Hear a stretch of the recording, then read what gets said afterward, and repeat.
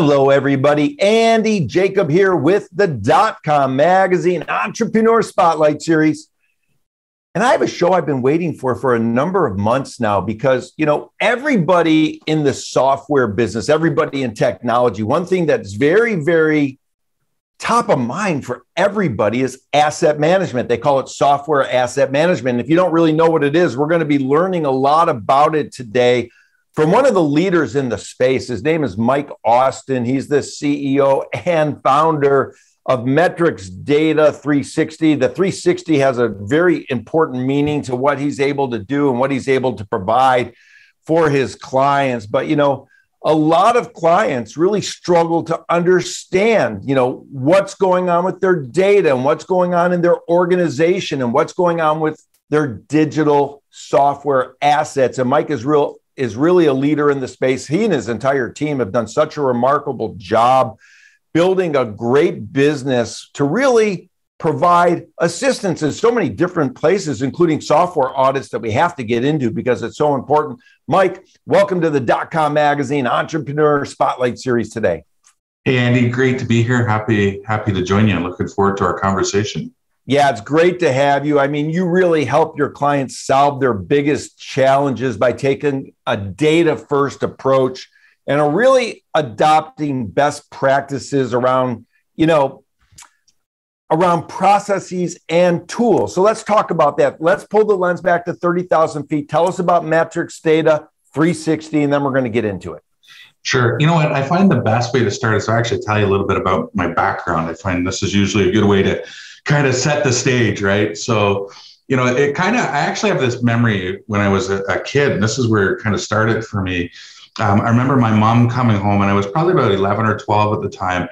And I was sitting at the kitchen table. I vividly remember sitting there doing homework, and she came home and walked right by me and went straight to her bedroom. And it was really strange because normally she'd stop and say, "How was your day?" But I could hear her sobbing in there when she went in, and I just had this pit, filling in the pit of my stomach.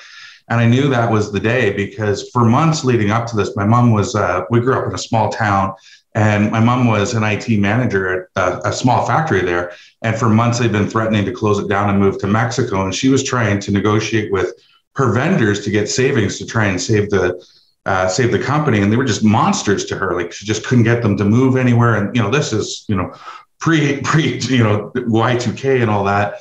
And I just remember the devastating effect it had on my family when my mom lost her job. And I kind of thought at the time, like, that's never going to happen to me. And so, fast forward, when I got a job at Microsoft, I thought I'd kind of made it because, I was brought into the licensing group, and I was responsible for negotiating all these contracts, but I also worked with them on how they design licensing and with the program, or like product teams on how product licensing worked. And, I thought I made it. I was, kind of going up the fast track. They were flying me into Redmond to build out all these programs. But in 2008, I found myself sitting up late at night watching all these infomercials and couldn't figure out what was wrong. And that's when my daughter came to me and said, "Dad, what's wrong?" And I realized I'd become my mom's monster because all these companies were struggling to save money. And, they were asking me to go sell 20% more. And I knew all the games. I knew how to do it. I knew I could do it. But at the same time, it just didn't feel right. And so that's when I started to get the idea to start MetrixData 360 and, kind of turn the tides and help organizations structure and negotiate smarter contracts with vendors like Microsoft and Oracle and IBM and the like. So, it really goes back to, that childhood memory of my mom losing her job and, wanting to help my clients save money so that they can save jobs and, do other great things that, with the money that we help them save. So. Wow, I love the story, Mike. I mean, really, that's powerful when you think about it. You think about your childhood and, hearing your mother and leading you to sort of being a leader in the space right now. Let's talk about big challenges. Let's talk about the big problems. I mean, there's companies that reach out to you. I mean, you work with some of the, most powerful companies in the world. What's the big problem when they come and they say, "Hey, Mike," or they talk to a member of your team? What's the biggest problem that they're finding right now? What's the biggest challenge? And, how are you able at MetrixData 360 to help them out? It sort of boils down to, we serve about 200 of our clients, and it kind of boils down to kind of three things. One is software licensing is very confusing. The software publishers love to build these bundles and sell you more than you need, and they keep changing the rules, and it's just very difficult to understand. It comes down to prices are constantly increasing, but the value that organizations are getting for the software doesn't necessarily pace that. And you think about the pace of change as you move from on-premise to the cloud and all that sort of stuff. And the third thing is visibility into the data to make these decisions. And so, I always try and describe things to people in a way that kind of makes sense. And it's sort of like, if you think about, as an organization, you decide we're going to do a great thing. We're going to go out and negotiate a Netflix contract for all of our employees and get a great deal on it. And so you go to Netflix and you say, we want, a great price for all, 200 of our employees, 200,000, it doesn't matter. We work with organizations of all those sizes and say we want a great deal. But try and dissect that data where you're going to have families that have 8 TVs and everybody's watching something different, whether it's a movie or documentary to kids shows. You're going to have some people that just have, toddlers running around the house and all they want are kids shows. And you're going to have like the outdoors people that, don't even watch TV.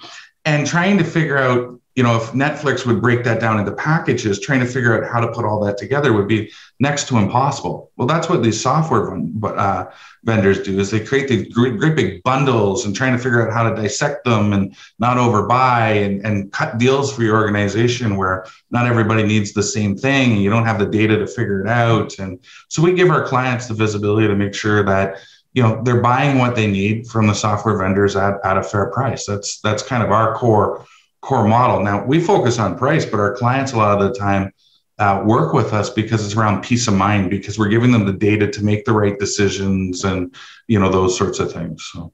Yeah, it's very interesting. I would imagine that you have different ways in which you're able to help your clients. For example, I would imagine there's some clients that want to work with you on a project basis. In other words, they come to you with a very specific problem, maybe around a very specific vendor.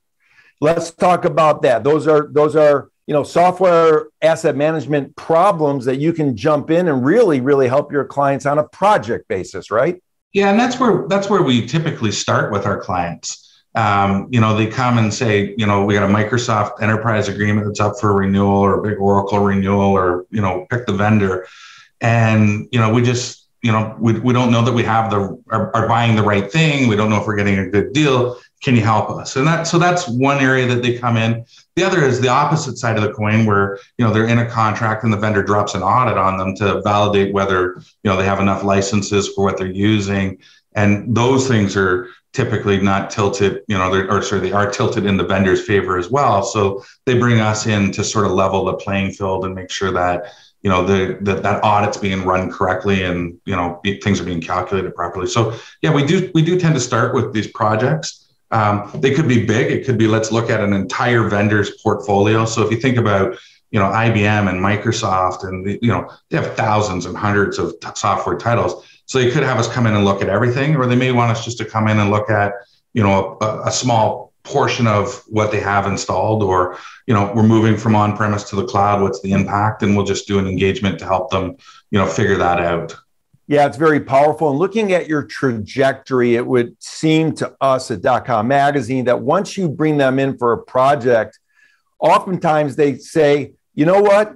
They've done such a great job. Let's just bring them in. Maybe we don't have the in-house resources, or maybe they don't recognize that the resources that maybe they recognize that the resources that they have aren't really good enough to really give them what they really need. So they just say to your company, hey, come on in and take it over. Yeah, I mean, absolutely. We can run a full program for people. But I tell, if you think about these big companies, they have tons of IT vendors. And, I'll pick on Microsoft. Microsoft makes about 500 licensing changes a year.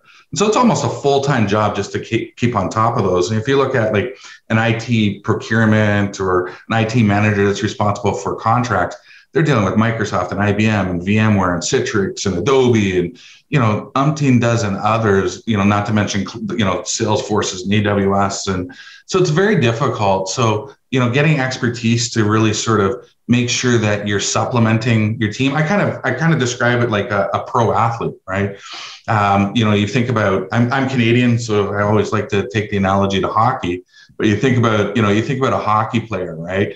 The Connor McDavids or the Wayne Gretzky's of the world, depending on how old you are, they don't do it alone. They have massage therapists and chiropractors and mental coaches and skating coaches and shot coaches and coaches and they have a team around them, and that's what these organizations need, are strong teams that make their stars all stars, right? And so I tend to think of it not so much that they don't have the skills, but we're going to make their stars into all stars, right? So. I love it. Of course, being from Detroit, I'm a hockey town, Detroit Red Wing fan. I'm pretty old, and I remember Steve Yzerman, of course, the captain, and he had his protector Bob Probert of on the ice protecting him, and it's the same thing. Now let's talk about your Active Directory tool, because you've really developed proprietary tool sets and algorithms, and I want to talk about this Active Directory tool because it seems like that's a great example of what you're able to do more effectively and efficiently than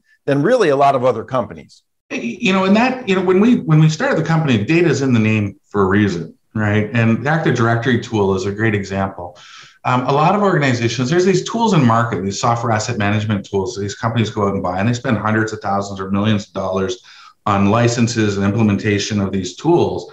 But if your data quality is not good, garbage in is garbage out. And so one of the things that we realized right away was that organizations needed to have a way to measure whether the data that they have is good enough to make decisions on or defend themselves in audits.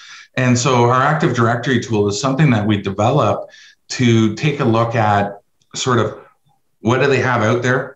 What do they have inventory on? And, if you think about a Venn diagram, we want about 90 to 95%, data accuracy. And there's a little bit more that goes into that, but it really is that first step in ensuring that you get good data to make decisions on when it comes to your licensing contracts. So. Yeah, it makes sense, Mike. Of course, one thing that you mentioned is, the group of people, the team. I want to talk about your team. I mean, MetrixData 360 is known for having a great team, a great group of people that really work within these client engagements in a very collaborative way. So let's talk about that. Let's talk about your team. How important is it for you to have the right team members with the right, not only mindset, but skill sets to solve the big problems of your clients?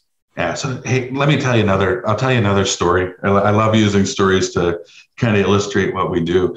Ironically enough, when I was at Microsoft, I had one President's Club, and it was a trip to Hawaii. And the one day they had an event, kind of different things that you could do. And my wife and I were looking at the events, and there wasn't anything that particularly appealed to us, but one of the things was to go deep sea fishing. And so we thought, let's do that. At least we get out on the ocean. I wasn't wasn't a big fisherman at all. And immediately I had this big sinking feeling in my stomach. I'm like, what the heck was I thinking? I get seasick, right? And so true to form, we get out there on the ocean, and I'm literally lying, and it was a bad day. It was tail end of the season. We were out there for a couple of hours. There was just no sights of anything. And true to form, I'm literally lying in the cabin, passed out because I'm so sick from the seasickness, when I hear the skip yell, "Fish on," and this is the biggest one I've ever seen. And so I actually jumped up because everybody else was up on top, kind of having a few beverages. And I jumped up and I saw this thing jump and go down. And he basically said there were four couples on there. He says, it's going to take all four of the men, probably about 4 to 8 hours to pull this thing in. And long story short, I pulled in a 500-pound blue marlin by myself in about 45 minutes, but I couldn't have done it without the team, right? So I had the skip there that understood sort of when to sort of squat down and loosen the slack on the line, and when to reel, and when to, kind of pull and get tension. I had the captain that understood the waves and when they were coming, and sort of when to back up and go forward and guide and understand the ocean. I had my wife there pouring water on me because I was sweating. I got my colleagues there cheering me on, right? And the reality is I couldn't have pulled that thing in without that team, right? And so it's no different when you're negotiating with Microsoft or Oracle. You get that big, kind of pit in your stomach, and you don't know what's going on, right? Like, it's like, oh, I just don't feel great. But, if you get a good team, right, you get some really good, strong licensing people, you get some really good, strong inventory people that know how to do things, you get people that know how to build out a technical roadmap that aligns to that licensing, you pull in your procurement, you pull in your legal, you pull in your finance, and you can go out and beat that blue marlin, right? You can beat the Microsoft and the Oracles of the world. And that's really what we do. We provide the pieces to supplement our clients' teams where they need that strength or that bench strength, right? So, that's really what it is, and it's so important, right? But on the flip side as well, they found that blue marlin using a tool, right? And so that's why we've developed, some of the tooling that we have, because you can take our Slim 360 tool. We haven't really talked about that one, but we developed that to go and take a look at what's going on in Azure and where there's waste and where there's spend, and identify that so that we can help people, do that. So it's kind of like the fish finder in some way. Hey, where's the waste in your organization? Where are you spending money that you shouldn't be? Looking at your Azure spend, your O365 spend, or Microsoft 365, and pulling that all together with the team, right? So it kind of all comes together like that. So I love it. What a great story. Fish on, and it's the biggest one I've ever seen. I mean, that's a great story, and storytelling is very important in business. One of the things you just mentioned that I did want to get into before unfortunately, I've only have been allowed a certain amount of time with you. You're so busy helping so many companies, but I do want to talk about the Slim 360. And I do want to talk a little bit about sort of how that tool that you've developed really is a powerhouse. It is. It's a game changer, right? Because as these licensing rules change and they go from ownership of perpetual licenses to subscriptions, Microsoft has changed the game, and you really need to understand. So if we go back to that Netflix story, what are we using? How are we using it? Who's buying what? Who's watching what? Those sorts of things. So with Slim, what we're able to do is in your Microsoft 365 or your Azure environments, identify areas where you're wasting money. And they're plentiful. We don't have time to get into it today, but I can tell you this. Every customer I go into says, I got a pretty good handle on it. And we say, yep, we hear that from every client that we go into. The lowest amount that we've been able to save a client is 7% using the tools. The highest that we've been able to save somebody is over 47%. And we average somewhere about 21, 22%. And that is without negotiating. That is just right sizing and fixing what you're buying and dropping your costs. And I tell people all the time, no matter whether you're a 200-seat kind of mid-market company starting out, or you're Fortune 50 with a couple 100,000 people, putting anywhere, if you were able to put 22% of your Microsoft spend back into your IT budget, how impactful is that for you? I mean, we use this stuff on our Azure spend and on our O365 ourselves, and we're only, little over a dozen people, and, not spending hundreds of thousands on Azure, but we find 20% waste all the time just because things get out of, we put a system up and then we think we're going to develop it and then we don't, and nobody turns it off. And, so giving that visibility is so crucial. And that's what we develop those tools for. Yeah, Mike, it's so great. And in today's world, every percentage of margin, every extra few percentage points of profitability or decreased waste really makes a big difference. And you like to say you beat your software vendors at their own game. I like that so much.